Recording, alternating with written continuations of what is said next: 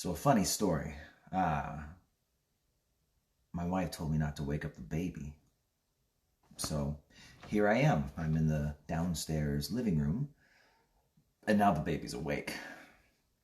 So I don't have my normal, setup.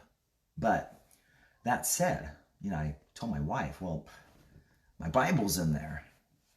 Baby's got my Bible trapped. How am I supposed to do the live stream without my Bible? And I looked over on the shelf, and there was a different Bible. It's not a translation that I'm a fan of. And, I made a wisecrack to my wife. I thought about even reading out of that Bible for our Revelation study and make a joke about it. But as the Lord often does, he kind of convicted me about that. I've made a lot of jokes about this Bible in the past. And the emphasis was this, though, is that, this coming Sunday, we're going to be talking a little bit about relationships and dealing with other people, interpersonal relationships, not necessarily marriage or that kind of stuff, but just dealing with people. And so I ended up deciding to take a break from Revelation today and look at 1 Corinthians chapter 10, verse 23. All things are lawful for me, but not all things are helpful. All things are lawful for me, but not all things edify. And that was the conviction I had, was that, even at the conference I was recently at, I heard some of the people teaching tell a few jokes. And, the jokes went over really well with a conservative Christian crowd. They were things that we found hilarious. But as I sat there, I actually asked myself, what if someone had come who had been struggling with that sin, had been struggling in that area of life? What would that have done for them? And so then we have to begin to weigh out our actions. Funny things are good. I think adding some humor to a sermon, it actually stimulates the mind. It keeps us thinking. It keeps us engaged. And even the most solid and biblical and theological of sermons, sometimes we can drift just from overload of information. And that's why illustrations and jokes are important, actually, to keep people engaged. Now, sure, there's a few of you watching, I'm sure, who are so spirit-filled you'd never need that, but the average person does. I like how Greg Laurie put it, and I don't know where he got it from, but the idea is that jokes and illustrations are like windows that illuminate and add light to your sermon. They bring in the light, but no one wants to live in a house of glass. And so obviously we need stuff that's rooted on the word, and I'm getting off track with that, but edification. So, I had a great talk with a couple of brothers probably a couple of months ago. And it was after church, and we were talking about just a few situations. They were trying to deal with people who were caught up in false teachings, caught up in false beliefs. These are wrong things. And what we really got talking to was this, is that you can identify false teaching, false doctrine, and it's as false can be. The question is how do you handle that? How do you handle people who are Christians and in sin? How do you handle when people aren't doing things well, aren't doing things right, are reading a bad Bible translation? Well, the thing is this, is that at the end of the day, really the only thing that matters is edification. So just because someone has a false belief doesn't open the door to handle it in any old way, shape, or form. The real question we have to ask is what would be the most edifying. Now, justification is different than edification. We could quickly find a Bible verse that would explain it right there. It says rebuke, so I'm going to rebuke. And you're justified. And that's the idea of 1 Corinthians 10. All things are lawful. I'm going to use an extreme here, because extremes sometimes help us understand, is that I could go today as a pastor and I could go rape someone, I will still stand justified before God because of the blood of Jesus Christ. See, that's the thing, is that all things are lawful as a Christian. It doesn't give me any permission to do it. But because of Jesus, I'll always be justified, no matter how off track I get. It's crazy to think, but it's true. But obviously that doesn't mean I should. Heaven forbid, right? Heaven forbid I should even get caught up in the littlest of sins. I don't want to. I have no desire to be caught up in sin. So now taking it back, edification, what would be the most edifying thing to do? You see, I don't think any of us, myself included, spend enough time praying over individual situations and individual circumstances and ask God before we act, before we speak, Lord, what would be the most edifying course of action? Not, what am I justified to do? Am I justified to condemn that sin? Oh, sure you are. Sin is sin. Duh. The question is depending on how I condemn that sin, am I going to edify the hearer?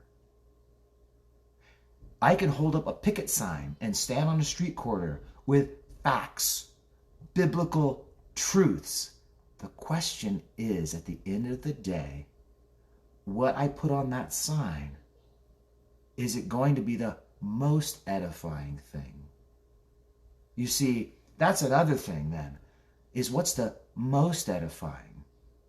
You know, I only have so many breaths of life left in me, and my time is blood bought by Jesus Christ. You see, he paid for my sins on the cross, and therefore I belong to him. My life is not my own. I've been purchased. And therefore, I don't want to just be edifying. I want to be most edifying. You see, even crappy trees bear some fruit. And that's something to remember, that if you own an orchard, and we're from the valley, right? Now, you see an apple tree out in your orchard, and that apple tree produces 2 apples this year. Do you say, look at the tree, it bore fruit, therefore it must be a good tree? Well, I mean, it did bear some fruit, but what if we could have found a way to have a tree that bore hundreds of apples?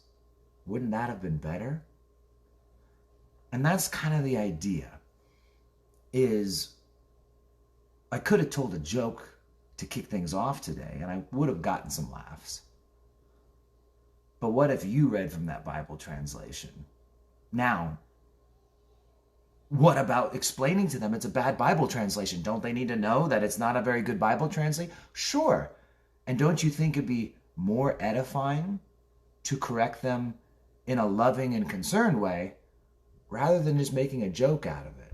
You see, jokes will just hurt people's feelings and push them away when they're the butt end of the joke. Versus if at another time I decided, I'm going to do a concerned message and explain, these are Bible translations I really like, and these are the reasons I like them. Here are some ones over here I'm not really a fan of, and these are the reasons why I'm not really a fan of them. I think that would be much more edifying. Now, if I wanted to be edifying in everything that I do, I'd have to live under a microscope, and you know what? That's just the reality of it, huh? It's almost like we would have to pray without ceasing, asking God regularly. All right, my wife just did this. What's the edifying response? My friend just said this to me. God, what would be the most edifying way out of this situation? And it's not easy. Sometimes edifying goes against everything our gut tells us. Sometimes edifying goes against our personality 110%. That's the thing, but at the end of the day, what matters more? What matters more than I did the most edifying. I'm using this edifying word. It's Christianese. I'm sorry if if anyone's watching it. I mean, it's that which builds up, that which strengthens, builds up, and helps. Right? That's where he said all things are lawful, but all things are helpful. It's another good parallel word.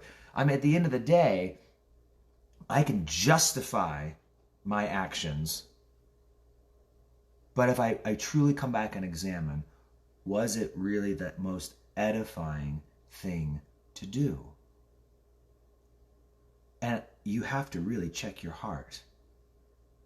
Are you trying to justify your actions? Or are you truly asking God, Lord, I am willing to do this a different way if you can show me and convict me and help me understand what would be the most edifying way to handle this? So there you go. I will end on this, though. Bible translations. I'm just going to do it since, I don't want to leave you hanging there. Here, long story short, I'll just give you a few of my little tidbits. One, I'm a big fan of word-for-word translations if we're doing a Bible study, right? If you really want to study the Bible, you need a word-for-word, not a thought-for-thought translation. Idea being is they take the Greek word, they find the English word. They take the Hebrew word, they find the English word. That's word for word.